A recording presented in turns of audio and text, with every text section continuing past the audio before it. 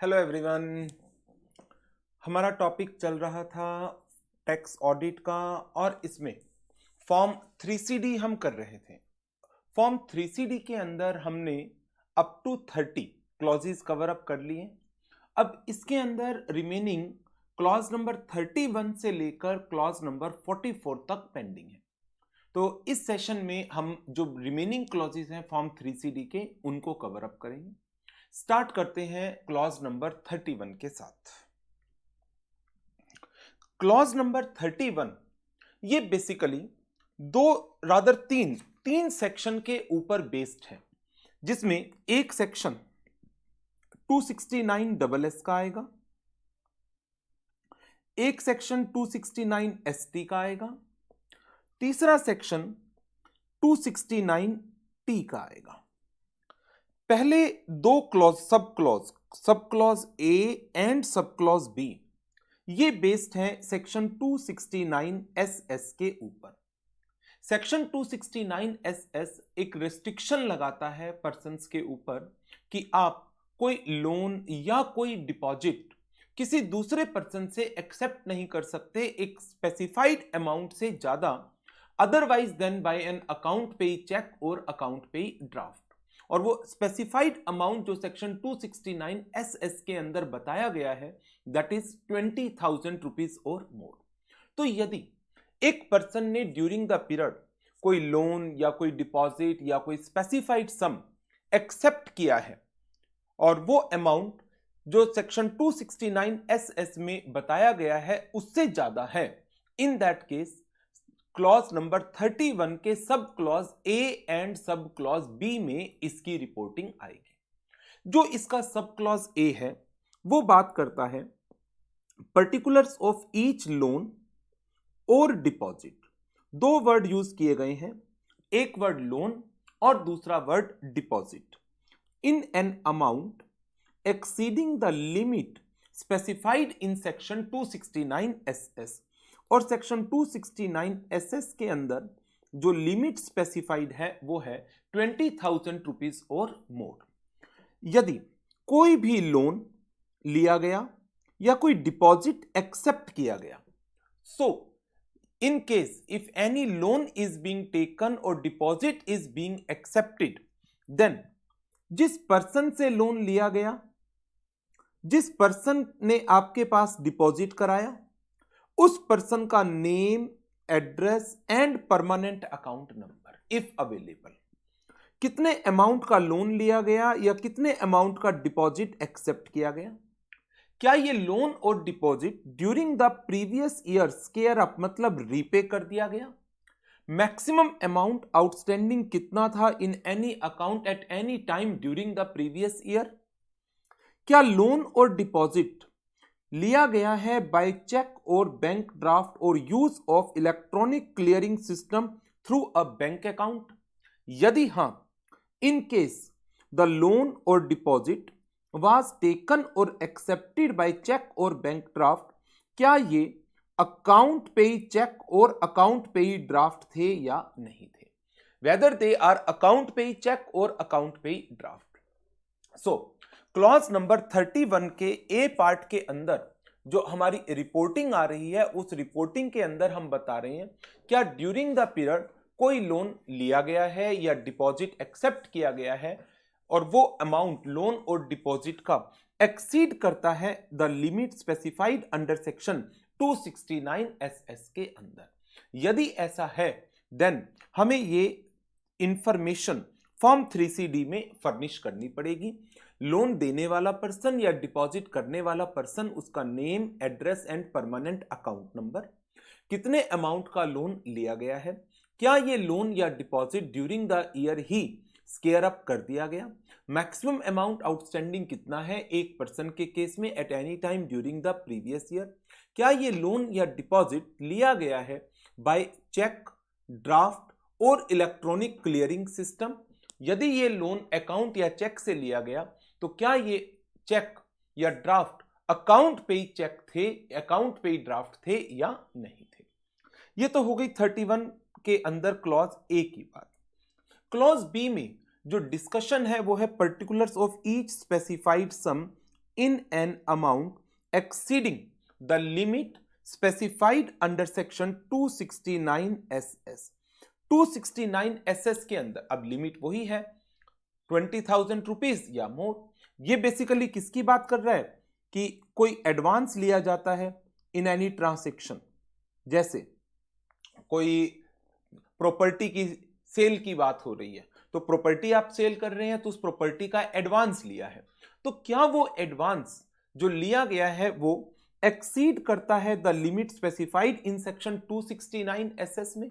यदि हां, देन किस पर्सन से आपने ये अमाउंट रिसीव किया, उस पर्सन का एड्रेस, उस पर्सन का permanent account number if available, जिससे ये अमाउंट रिसीव्ड हुआ है। कितना अमाउंट रिसीव्ड हुआ है, क्या ये अमाउंट चेक, बैंक ड्राफ्ट या इलेक्ट्रॉनिक क्लियरिंग सिस्टम के थ्रू रिसीव किया गया है, और यदि ये अमाउंट चेक या ड्राफ्ट के थ्रू रिसीव किया गया है तो क्या ये चेक और ड्राफ्ट ये अकाउंट पे ही थे या नहीं थे। ये चार इंफॉर्मेशन हमें देनी होगी। तो क्लॉज 31 के अंदर sub clause A and sub clause B ये दोनों बेस्ड हैं ऑन सेक्शन 269 SS के ऊपर। अब आगे जो इसके क्लॉजेज हैं B A, B B, B C and B D, ये चार क्लॉज ये बेस्ड हैं सेक्शन 269 ST के ऊपर। सेक्शन 269 ST क्या कहता है कि ड्यूरिंग द पीरियड आप एक अमाउंट इन एक्सेस ऑफ ₹2,000 और 2 लाख रिसीव नहीं करेंगे। 2 लाख या उससे ऊपर का अमाउंट एक पर्सन से इन mode other then account pay cheque, account pay draft और इलेक्ट्रॉनिक क्लियरिंग सिस्टम रिसीव नहीं करेंगे। तो मैं आपको पहले तो इसकी एक रीडिंग करा देता हूं सेक्शन 269 ST की। सेक्शन 269 ST कहता है that no person shall receive an amount of 2 lakh rupees or more in aggregate from a person in a day in respect of a single transaction, in respect of transaction relating to one event or occasion from a person। एक person से एक दिन में, एक single transaction के reference में multiple days में, एक इवेंट के रेफरेंस में एक पर्सन से in relation to multiple transaction but in relation to an event 2 lakh रुपए और उससे ज्यादा का अमाउंट आप रिसीव नहीं करेंगे otherwise then account pay cheque, account pay draft और electronic clearing system. So section 269 ST के ऊपर चार क्लॉजेज हैं जिनकी रिपोर्टिंग है clause B A, B B, B C and B D के अंदर। तो क्लॉज बी ए क्या कहता है, क्या ड्यूरिंग द ईयर कोई अमाउंट रिसीव किया गया है in an amount exceeding the limit specified in section 269 ST in aggregate. अब आगे वो तीनों बातें आ जाएंगी। From a person in a day, number 2 in respect of a single transaction, number 3 in respect of the transaction relating to one event और occasion from a person. जो section 269 ST के अंदर तीन पैरामीटर है, एक पर्सन से एक दिन में, या फिर एक सिंगल ट्रांसेक्शन के रेफरेंस में, या एक इवेंट और ओकेजन के रेफरेंस में मल्टीपल ट्रांसेक्शंस के थ्रू। देन यदि ऐसा है, क्या ये receipt otherwise then by cheque, draft और इलेक्ट्रॉनिक क्लियरिंग सिस्टम है? यदि हां, चार इंफॉर्मेशन, किस पर्सन से आपने ये अमाउंट रिसीव किया है, उसका name, address and permanent account number if available, nature of the transaction, amount of receipt and किस दिन ये पैसा आपको रिसीव हुआ है। ये तो बात हुई कि आपने एक amount exceeding the limit specified under section 269 ST receive किया है by mode other then account pay cheque, account pay draft और इलेक्ट्रॉनिक क्लियरिंग सिस्टम। चेक नहीं है, ड्राफ्ट नहीं है, इलेक्ट्रॉनिक क्लियरिंग सिस्टम नहीं है। अच्छा, अब इसका क्लॉज बी भी कहता है कि यदि आपने ये अमाउंट चेक से या ड्राफ्ट से लिया है, चेक से या ड्राफ्ट से लिया है, लेकिन यदि वो चेक अकाउंट पे ही नहीं है, वो ड्राफ्ट अकाउंट पे ही नहीं है, तो दो इंफॉर्मेशन आपको उसमें देनी होगी। बी ए में तो आपने जो अमाउंट लिया वो अदरवाइज देन चेक, ड्राफ्ट और इलेक्ट्रॉनिक क्लियरिंग सिस्टम। बी कहता है आपने चेक और ड्राफ्ट से लिया है पैसा, लेकिन वो चेक या ड्राफ्ट अकाउंट पे ही नहीं है। तो आपको दो इंफॉर्मेशन देनी है, name, address and permanent account number of the pair and number 2 amount of receipt. Number 3, particulars of each payment made in an amount exceeding the limit specified in section 269 ST। अभी जो 31 के clause B A B B में बात हुई उसके अंदर था हमने रिसीव किया, अब बीसी और बीडी में बात आएगी हमने पे किया। यदि हमने किसी को पे किया है otherwise then a cheque, draft और इलेक्ट्रॉनिक क्लियरिंग सिस्टम, देन फिर हमें 4 डिटेल देनी है, name, address and permanent account number of the pay जिसको हमने ये पैसा दिया है, nature of transaction, amount of payment and date of payment, 4 चीजें। अब फिर उसी तरह से क्लॉज बीडी आ जाएगा कि आपने सेक्शन 269 एसटी के अंदर किसी पर्सन को पेमेंट की है, एक पर्सन को in a day aggregate amount, एक पर्सन को एक दिन में, या in relation to a transaction, या in relation to transactions relating to one event और ओकेजन, देन वो पेमेंट आपने की तो है, कैसे, चेक या ड्राफ्ट से, लेकिन वो चेक या ड्राफ्ट वो नहीं है कौन से, अकाउंट पे। तो आप दो इंफॉर्मेशन और दे दीजिए, name, address and permanent account number of the pay जिसको ये पेमेंट की गई है, एंड कितना अमाउंट पे किया गया है। तो सेक्शन 269 एसटी के ऊपर 4 क्लॉजेस में रिपोर्टिंग आ गई, B A, B B, B C and B D. B A बात करता है आपने कोई amount during the year receive किया है अदर देन चेक, ड्राफ्ट और इलेक्ट्रॉनिक क्लियरिंग सिस्टम। बी बात करता है आपने अमाउंट रिसीव किया है चेक से या ड्राफ्ट से, बट वो चेक या ड्राफ्ट अकाउंट पे ही नहीं है। फिर बीसी आ गया, आपने कोई अमाउंट पे किया है अदरवाइज देन चेक, ड्राफ्ट और इलेक्ट्रॉनिक क्लियरिंग सिस्टम। देन आ जाएगा बीडी, आपने कोई अमाउंट पे किया है बाय चेक और ड्राफ्ट, लेकिन वो चेक या ड्राफ्ट अकाउंट पे ही चेक या अकाउंट पे ही ड्राफ्ट नहीं थे। तो आपको इंफॉर्मेशन देनी है, name, address and permanent account number of the person. यदि आपने रिसीव किया है तो जिसने दिया उसका दे दो, आपने पे किया है किसी को तो जिसको पे किया उसका दे दो, कितने अमाउंट की ट्रांजैक्शन है, नेचर ऑफ ट्रांजैक्शन क्या है और किस दिन ये ट्रांजैक्शन हुई है, डेट ऑफ पेमेंट या date of receipt as the case may B.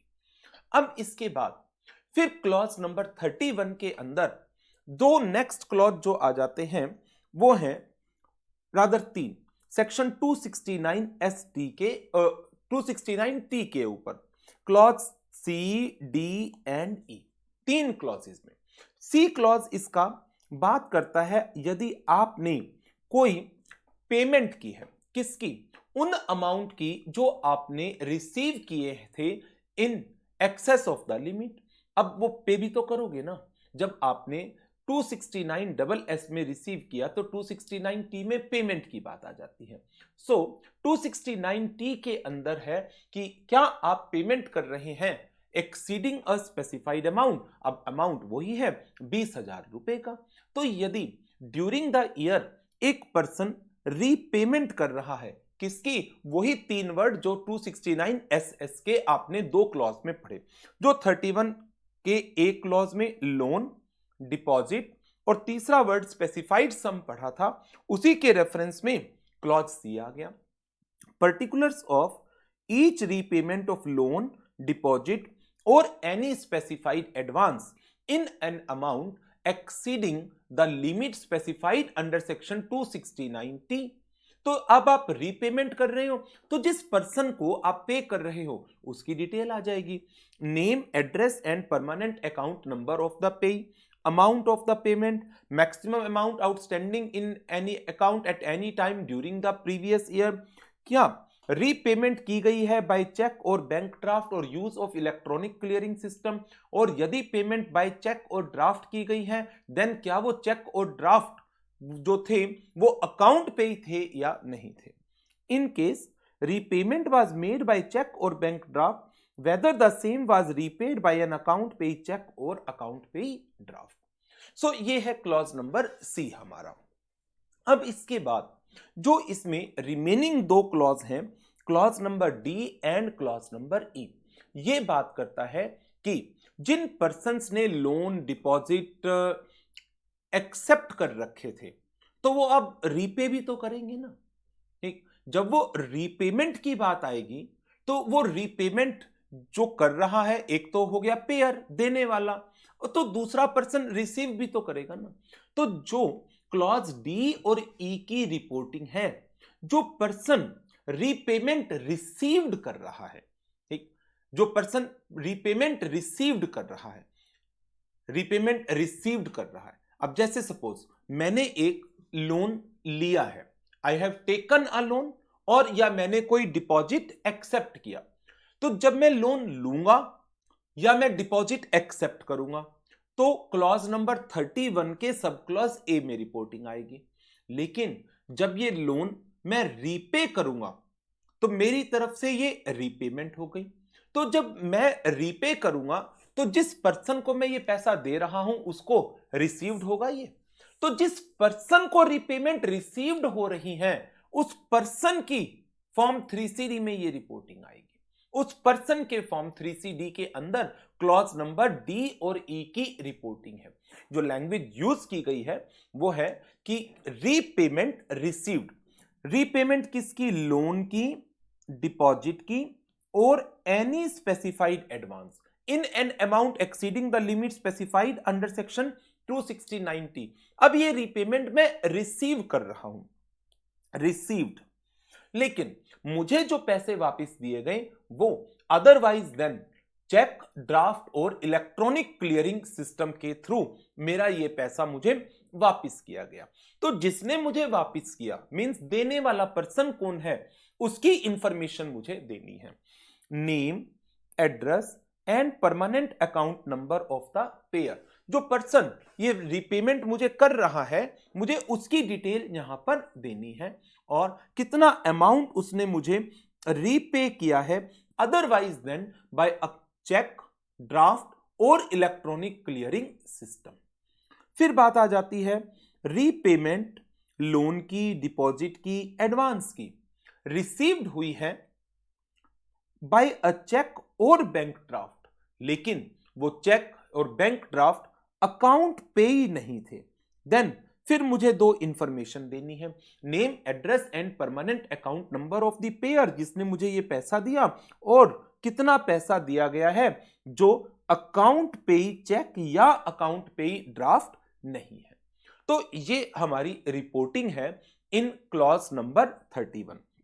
सो देखा जाए तो क्या क्लॉज नंबर 31 को हम डिवाइड कर सकते हैं? जी हां, क्लॉज नंबर 31 को हम clause A, B, B A, B B, B C, B D, C, D and E चार हिस्सों में डिवाइड कर सकते हैं। जो इसका ये वाला पोर्शन है ए और बी, ये है सेक्शन 269 SS के ऊपर। जो इसका ये वाला पोर्शन है ये है 269 ST के ऊपर।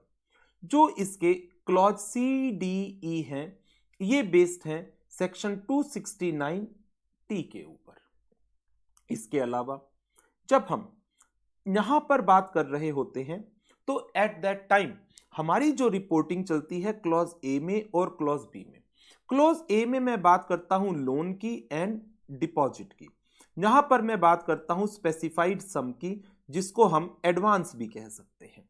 क्या ड्यूरिंग द पीरियड कोई लोन लिया गया है, लोन टेकन और डिपॉजिट एक्सेप्टेड, आपने कोई लोन लिया या आपने कोई डिपॉजिट लिया तो देने वाले पर्सन का नाम, पेयर की डिटेल आप यहां पर देंगे। स्पेसिफाइड एडवांस आपने कोई रिसीव किया, specified sum during the period receive किया जो एक्सीड कर रहा था 269 SS की लिमिट के अंदर, देन फिर यहां पर आप पेयर की इंफॉर्मेशन देंगे। फिर 269 ST की बात आ जाती है, इसके clause B A and B B के अंदर बात है रिसीव्ड की। क्या ड्यूरिंग द ईयर आपको कोई पेमेंट रिसीव्ड हुई है? बीसी एंड बीडी के अंदर बात होती है पेमेंट की। पहले हम बीए की बात करते हैं। बीए के अंदर हम बोलते हैं क्या ड्यूरिंग द ईयर कोई अमाउंट रिसीव्ड हुआ है exceeding the limit specified under section 269 ST in a relation to transaction which are covered under section 269 ST otherwise than by check, draft और इलेक्ट्रॉनिक क्लियरिंग सिस्टम। फिर बीबी के अंदर बात आ जाती है रिसीव्ड हुआ है अमाउंट बाय चेक और ड्राफ्ट, लेकिन वो चेक या ड्राफ्ट अकाउंट पे चेक या अकाउंट पे ड्राफ्ट नहीं थे। फिर बीसी और बीडी में पेमेंट आ जाती है, पेमेंट की गई है by mode other then cheque, draft और इलेक्ट्रॉनिक क्लियरिंग सिस्टम। बीडी के अंदर बात आ जाती है पेमेंट की गई है बाय चेक और ड्राफ्ट, लेकिन वो चेक और ड्राफ्ट अकाउंट पे चेक या अकाउंट पे ड्राफ्ट नहीं थे। फिर हम क्लॉज नंबर सी की बात करते हैं। क्लॉज नंबर सी के अंदर हम कहते हैं क्या ड्यूरिंग द पीरियड कोई अमाउंट रीपे किया गया है, किसका? जो 269 एसएस में बातें की गई थी, तीनों word loan, deposit and specified advance का। यदि रीपे किया गया है तो उसकी डिटेल सारी की सारी फिर इसके अंदर आ जाती है। तो यहां पर बात आ जाती है रीपेमेंट की। और फिर clause number D and clause number ई के अंदर रीपेमेंट की ही बातें आती हैं, लेकिन यहां पर जो रीपेमेंट्स आ रही हैं वो आ रही हैं in relation to loan, deposit और स्पेसिफाइड एडवांस जो रिसीव किए गए थे, आपको रिसीव हुए हैं, उनके रेफरेंस में बात कर रहे हैं। जिस पर्सन ने रीपेमेंट की है, जिस पर्सन ने रीपेमेंट की है, मुझे उसकी डिटेल देनी होती है। तो 269 टी के इस क्लॉज 31 के डी में जो बात आती है कि आपने जो अमाउंट रिसीव किया है that is otherwise then by cheque, draft और इलेक्ट्रॉनिक क्लियरिंग सिस्टम। और ई के अंदर जो रिपोर्टिंग आती है वो आती है कि आपने जो अमाउंट रिसीव किया है रीपेमेंट का, वो रिसीव किया गया है बाय चेक और ड्राफ्ट, लेकिन वो चेक और ड्राफ्ट अकाउंट पे चेक या अकाउंट पे ड्राफ्ट नहीं थे। सो ये है हमारी रिपोर्टिंग इन क्लॉज नंबर 31। चलिए अब आगे बढ़ते हैं। Clause number 32। क्लॉज नंबर 32 कुछ मिसलेनियस बातों पर बेस्ड है, जिसमें सबसे पहले कहा गया है ब्रॉट फॉरवर्ड लॉस और डेप्रिसिएशन अलाउंस। आपको पता है कि यदि बिजनेस के लॉसेस सेट ऑफ नहीं होते then they may carry forward. किस पर्पस के लिए? To be set off against the profits of next years. And इसी तरह से डेप्रिसिएशन है, unabsorbed depreciation is also allowed to be carry forward, और वहां पर तो कोई ईयर्स की लिमिट भी नहीं है। लॉस के अंदर तो चलो लिमिट आ जाती है, कुछ जगह पर 4 साल है, कुछ जगह पर 8 साल है, बट डेप्रिसिएशन में तो पीरियड की भी लिमिट नहीं है। तो जो भी लॉसेस या डेप्रिसिएशन ब्रॉट फॉरवर्ड किए गए हैं, सीरियल नंबर, कौन से असेसमेंट ईयर का है, नेचर ऑफ लॉस और अलाउंस, अमाउंट जो आपने रिटर्न में फाइल किया गया था, अमाउंट जो असेस किया गया है बाय असेसिंग ऑफिसर, जो आपको असेसमेंट ऑर्डर के थ्रू पता चला होगा, और remarks if there is.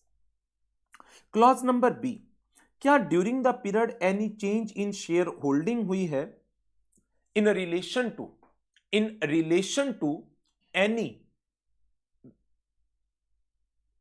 In case of a closely held company. Closely held company के अंदर एक कंडीशन होती है, at least 51% of the share holding should remain same in the year in which the loss occur and the year in which the loss is brought forward for the purpose of set off against the profit of that year.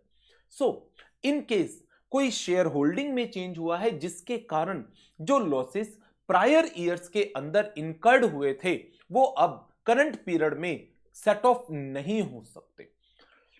Whether a change in shareholding of the company has taken place in the previous year due to which the losses incurred prior to the previous year can't be allowed to be carried forward in terms of section 79. Whether any speculation loss is being incurred by the assessee, if yes, detail is to be given here. Whether assessee has incurred any loss in relation to the business activities which are being covered under section 35 AD, specified business, जिनके losses unlimited indefinite period तक carry forward होते हैं section 73A के अंदर, तो उसकी detail हमें यहां पर फर्निश करनी है। Clause E, in case of a company state whether the company is deemed to be carrying on a speculation business as refer to under section 73, यदि हां details of speculation loss if any incurred during the previous year. यहां पर जो clause है वो ये कहता है if a person is carrying out, if a company is carrying out the trading of shares, then it will be considered as a speculative activity. So speculation कब माना जाएगा, सेक्शन 73 की एक्सप्लेनेशन के अंदर गिवन है। तो ये सब चीजें जो क्लॉज नंबर 32 के अंदर रिपोर्टिंग में मांगी गई है, मिसलेनियस चीजें हैं जिसमें बेसिकली जो बातें की गई है वो सारी लॉसेस के रेफरेंस में है। क्या लॉस आप कैरी फॉरवर्ड कर रहे हैं, करंट ईयर में कौन सा लॉस आप लेकर आए जिनको आप सेट ऑफ कर रहे हैं, कितना डेप्रिसिएशन आप लेकर आए हैं, क्या in case of a closely held company share holding pattern में कोई चेंज आया है due to which losses is not allowed to be set off या कैरी फॉरवर्ड नहीं कर सकते अब आप उन लॉसेस का। एंड सिमिलरली स्पेकुलेटिव बिजनेस के लॉसेस, वो सब डिटेल हमें इन क्लॉज नंबर 32 के अंदर देनी पड़ती है।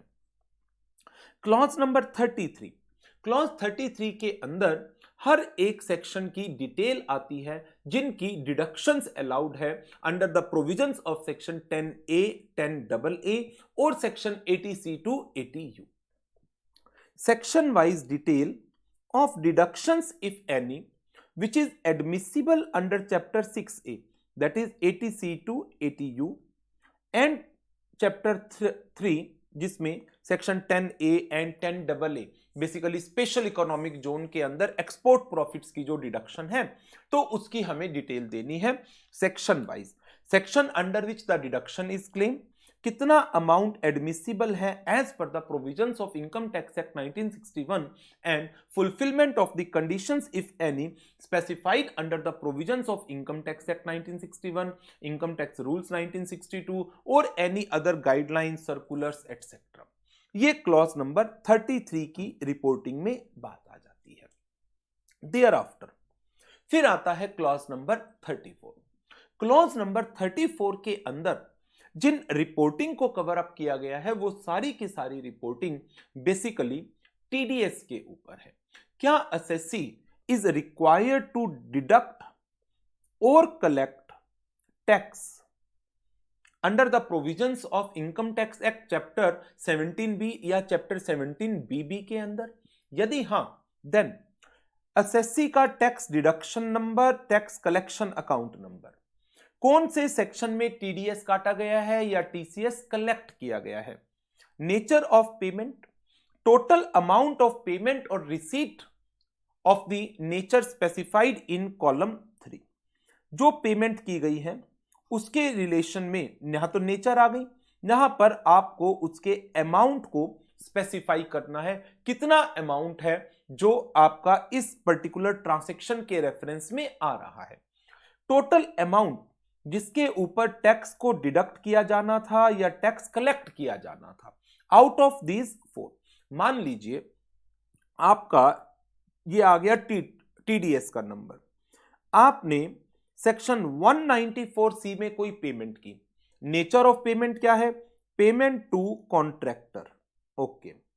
Total amount of payment, total payment की गई है कॉन्ट्रैक्टर को 2 लाख रुपए की। टोटल अमाउंट जिसके ऊपर टैक्स काटना था आउट ऑफ दिस 2 लाख, मान लीजिए इस पूरी पेमेंट के ऊपर टैक्स काटना था 2 लाख रुपीस, आपने कितनी पेमेंट पर टैक्स काटा? मान लीजिए एसएससी ने टैक्स काटा है 1.5 लाख रुपीस के ऊपर। कितना टैक्स काटा गया है? लेट्स से 1% का टैक्स काटा गया है, 1500 रुपए टैक्स के काटे गए हैं, 1500 रुपए। Amount of tax deducted out of 6, इस 6 के ऊपर total amount on which the tax was deducted or collected at less than the specified rate. Specified rate था मान लीजिए 1%, तो पूरे 1% पर टैक्स कट गया, टोटल अमाउंट यहां पर अब कुछ भी नहीं बचा. अमाउंट ऑफ टैक्स डिडक्टेड और कलेक्टेड ऑन इट, जब कोई अमाउंट ही नहीं है तो इस पे टीडीएस कुछ काटा ही नहीं गया. अमाउंट ऑफ टैक्स डिडक्टेड और collected deposited to the credit of the central government, मान लीजिए पूरे के पूरे 1500 रुपए जमा करा दिए गए, तो उसकी डिटेल यहां पर आ जाएगी. सो टीडीएस जो डिडक्ट किए गए हैं, टीसीएस जो कलेक्ट किए गए हैं ड्यूरिंग द प्रीवियस ईयर, उन सब की इंफॉर्मेशन क्लॉज 34 के पार्ट नंबर ए के अंदर दी जाती है. नाउ आगे बढ़ते हैं इसके क्लॉज नंबर बी के ऊपर. बी में स्टेटमेंट्स की बात होती है, स्टेटमेंट्स ऑफ टैक्स डिडक्टेड और टैक्स कलेक्टेड. क्या एसएससी ने जो टीडीएस की स्टेटमेंट्स हैं या टीसीएस की स्टेटमेंट है उनको टाइमली फर्निश किया है? यदि हाँ ना जो भी है इसकी डिटेल हमें यहां पर देनी है. एसएससी का टीडीएस एंड जो एसएससी का कलेक्शन अकाउंट नंबर है वो देना है. टाइप ऑफ फॉर्म, किस फॉर्म के अंदर ये स्टेटमेंट फर्निश्ड होनी थी, due date of furnishing, actual date of furnishing. क्या स्टेटमेंट के अंदर कंप्लीट डिटेल प्रोवाइड की गई है about all detail transaction which is required to be reported? यदि हां ठीक है, इफ नॉट देन जो डिटेल फर्निश होनी चाहिए थी बट फर्निश नहीं की गई उसकी इंफॉर्मेशन को हम यहां पर फर्निश करेंगे. देन सी, यदि टैक्स जो टीडीएस है काटा गया बट डिपॉजिट नहीं कराया गया, SSC is liable to pay interest on it. TCS collect किया गया, टाइमली डिपॉजिट नहीं कराया गया, then again SSC is liable to pay interest on it. In relation to that interest detail is to be furnished in clause number 34 sub clause C. Whether the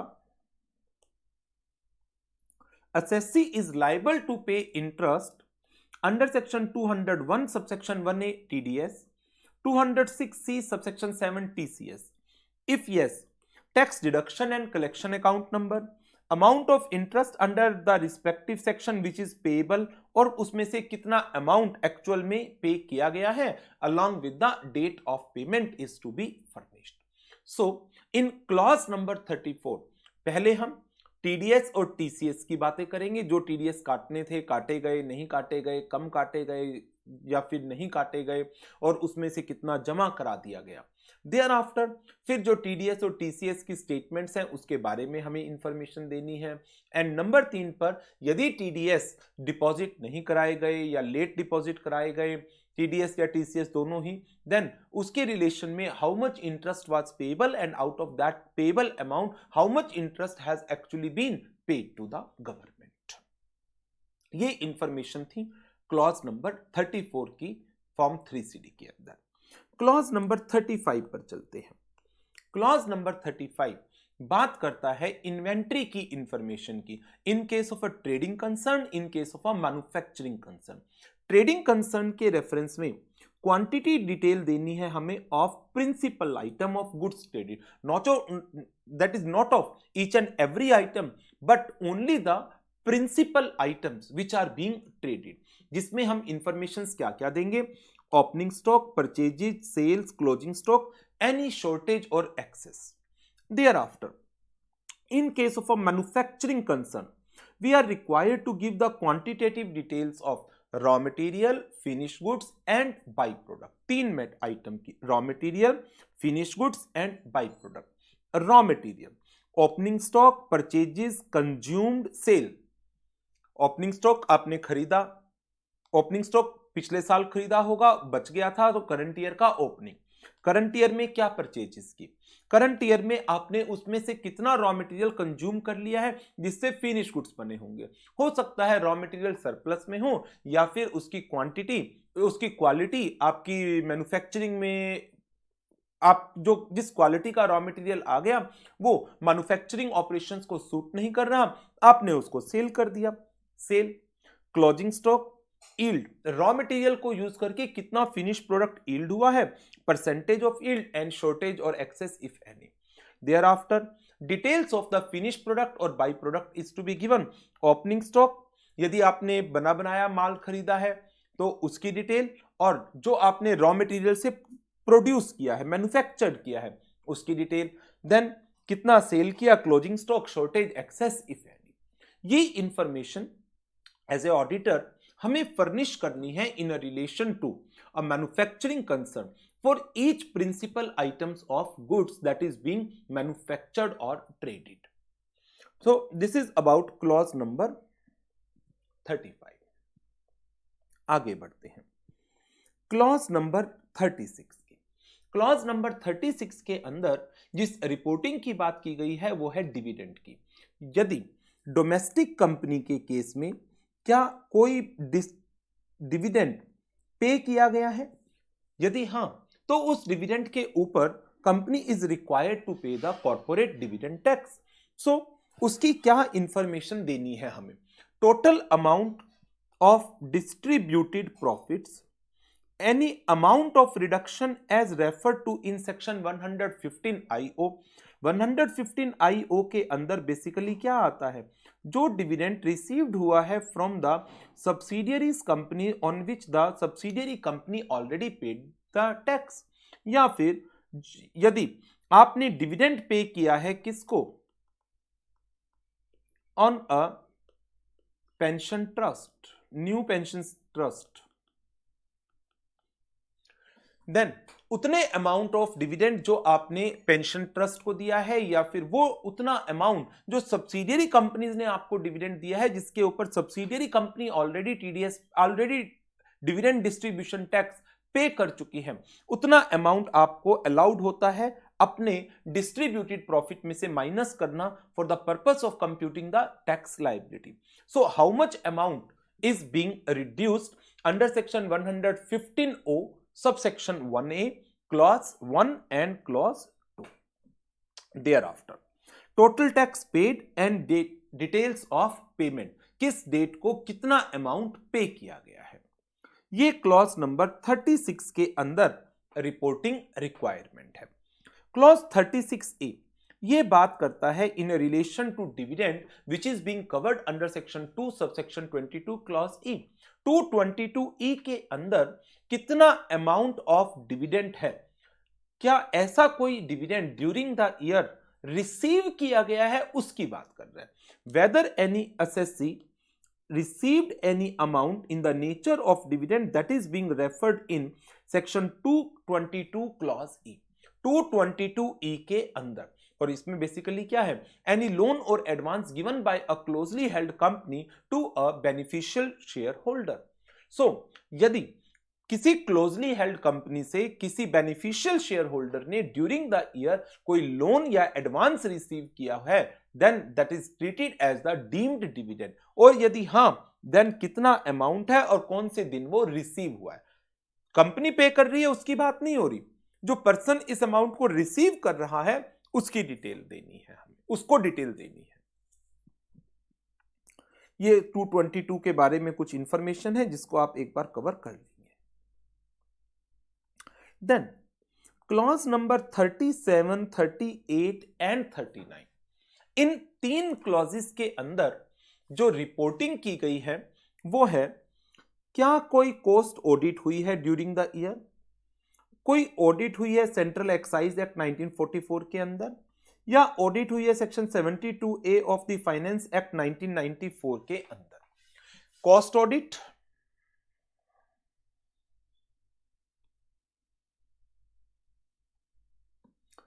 audit under excise law, basically ये GST आनी चाहिए थी। अब audit under the provisions of finance act 1994 service tax law, ये तीनों basically, ये तीनों तो नहीं, दो, इन दोनों को चेंज करके अब यहां पर GST ऑडिट का क्लॉज आना चाहिए था, बट अभी जो क्लॉज है हम उसी की बात करेंगे।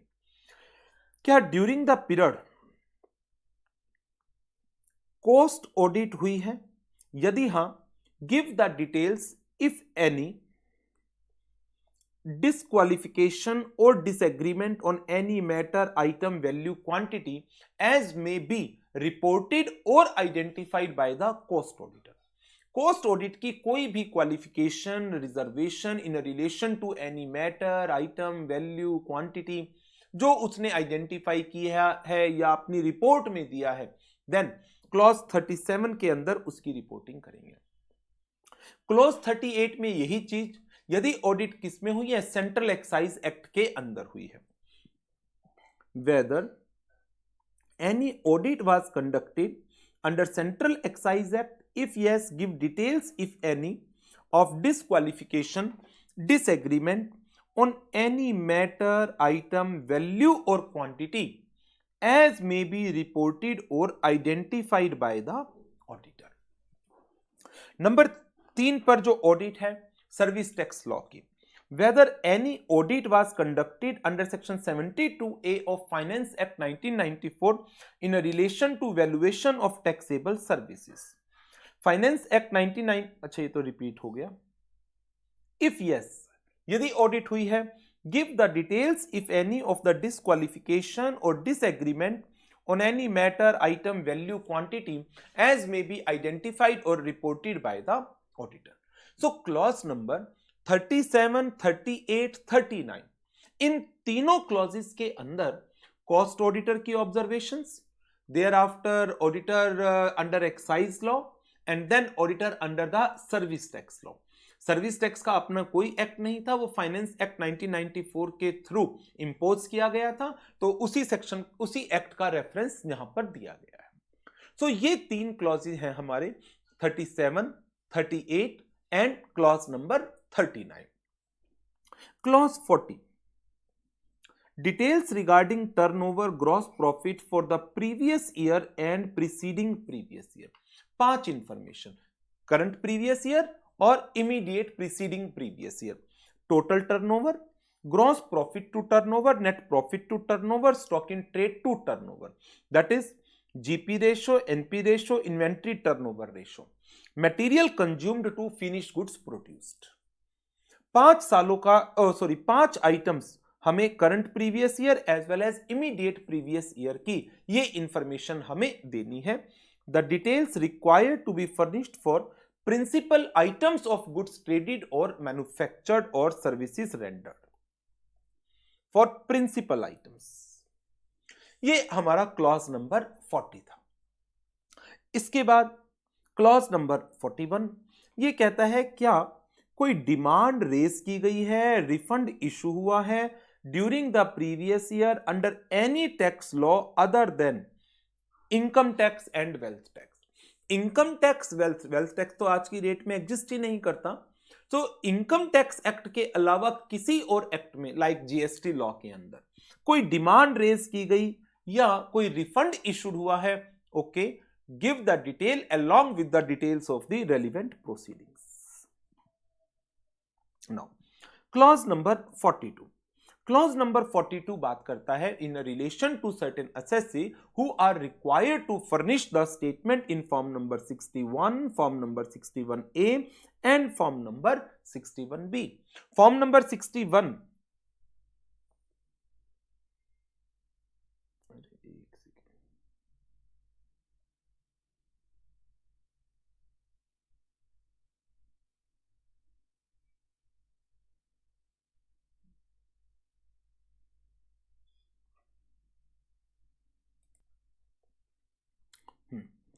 Form number 61, form number 61A and form number 61B के ऊपर किन असेसिस को फॉर्म 61, 61A, 61B के अंदर स्टेटमेंट्स फर्निश्ड करनी है, उसकी डिटेल मैंने यहां पर एक एक पॉइंट के अंदर दे रखी है।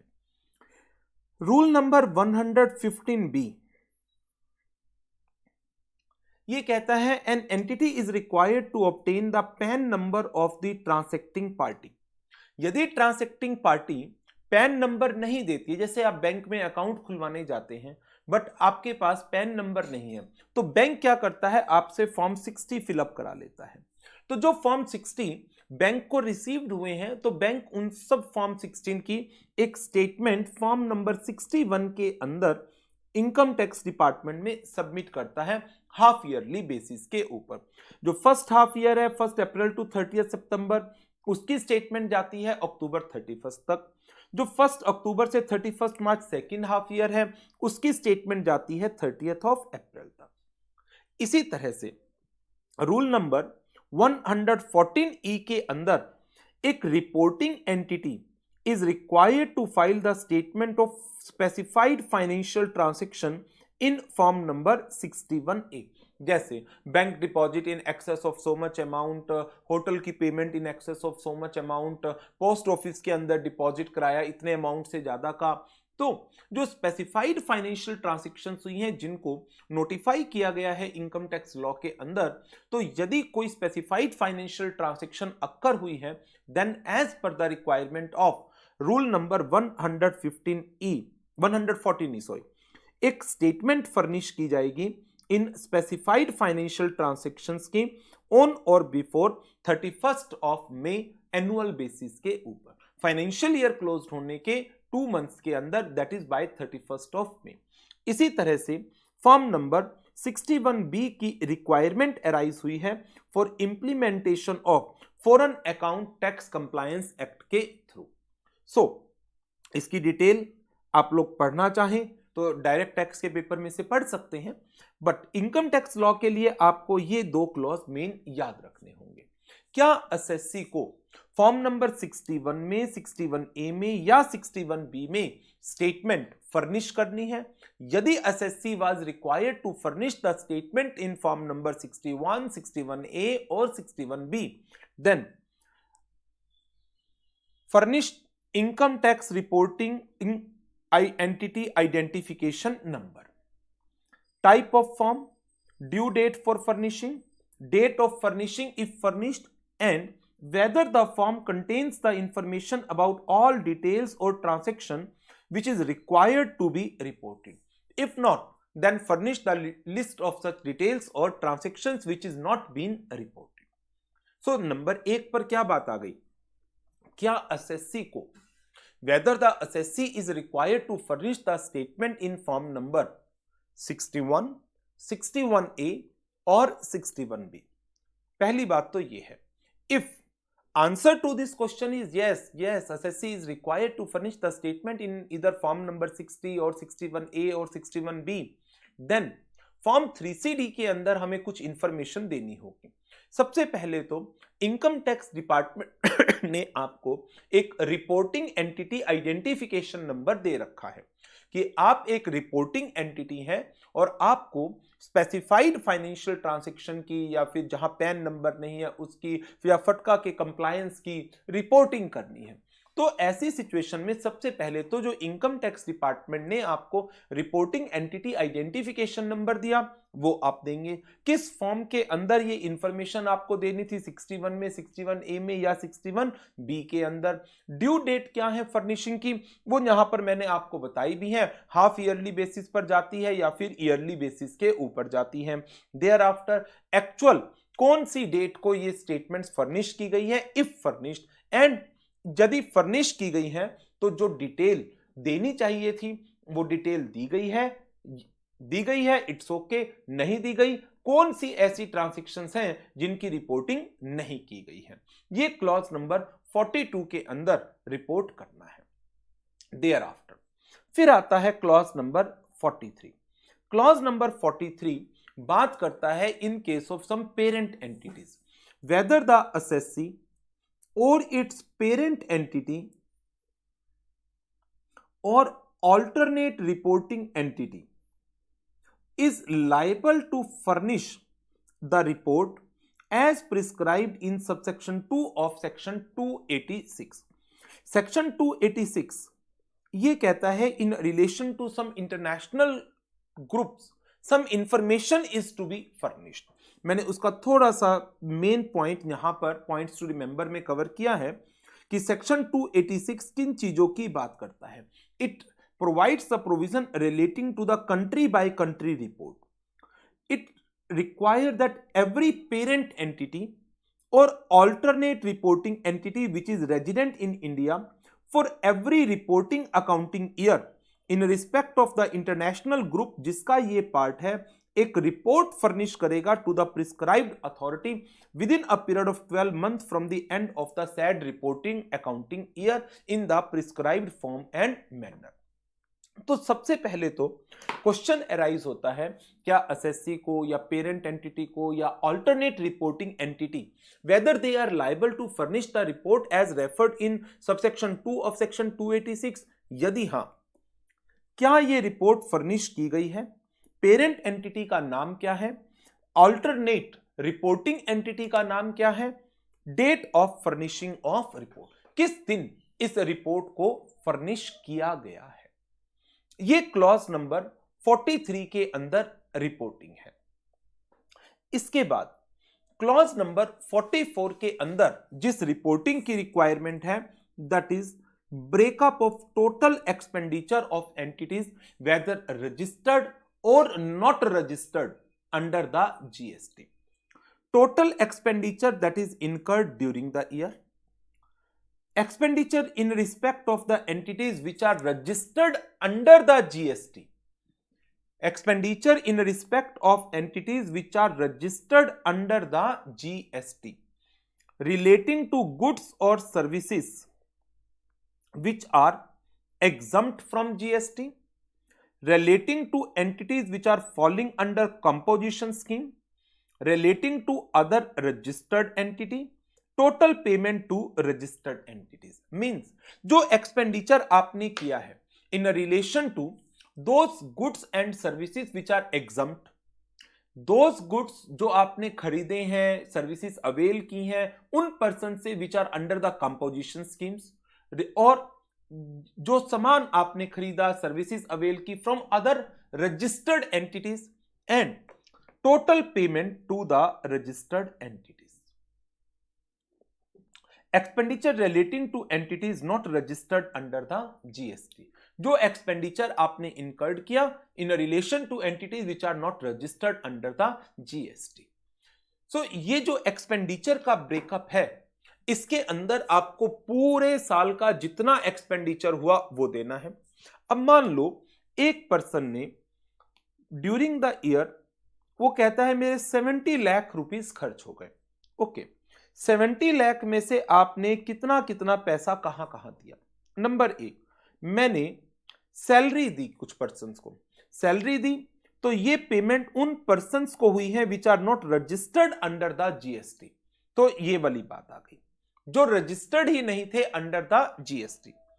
बाकी की पेमेंट मैंने उन पर्सन्स को की है जो रजिस्टर्ड है अंडर द जीएसटी। इसमें सबसे पहले जो पर्सन मुझे वो सर्विसेज दे रहे हैं जो एग्जम्प्ट है फ्रॉम द जीएसटी दो इट इज रजिस्टर्ड। लाइक मैं बुक्स खरीद रहा हूं, किससे खरीद रहा हूं? अपने पब्लिशर से मैं बुक्स खरीद रहा हूं and books are exempted from GST. तो मैंने पब्लिशर को पेमेंट की है, मैंने पब्लिशर को 20 लाख रुपए दिए किताबों के। सो पब्लिशर रजिस्टर्ड एंटिटी है, लेकिन जो वो सामान बेच रहे हैं मुझे, वो क्या है? These are the goods which are exempt from GST। मैंने कुछ आइटम ऐसे पर्सन से अब खरीदी हैं या सर्विसेज ऐसे पर्सन से अवेल की हैं जो अंडर कंपोजिशन स्कीम है, उस खर्चे की डिटेल आ जाएगी। फिर मैंने कुछ पेमेंट की है अदर रजिस्टर्ड एंटिटीज को, अदर रजिस्टर्ड एंटिटीज जहां पर जीएसटी लगा होगा।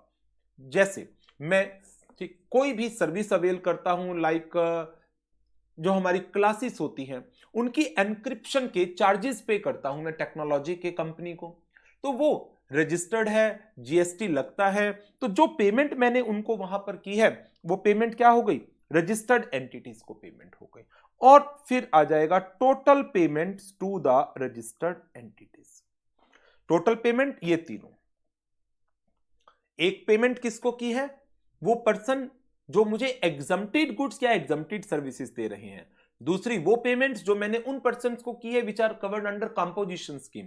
तीसरा बची हुई पेमेंट्स, और फिर total payments to registered entities. So in this manner ये क्लॉज नंबर 44 के अंदर हमें टोटल एक्सपेंडिचर का एक ब्रेकअप प्रोवाइड करना होता है। So this is all about the remaining clauses of form number 3CD, जिसके अंदर हमने क्लॉज 31 पढ़ा, जिसमें section 269 SS, 269 ST, 269 T cover हो गए थे। जो सबसे मेन क्लॉज यदि मैं बात करूं आपके साथ तो वो क्या क्या है। क्लॉज नंबर 31 इंपॉर्टेंट क्लॉज है। 32 के कुछ क्लॉजेज में से क्वेश्चन आए हुए हैं।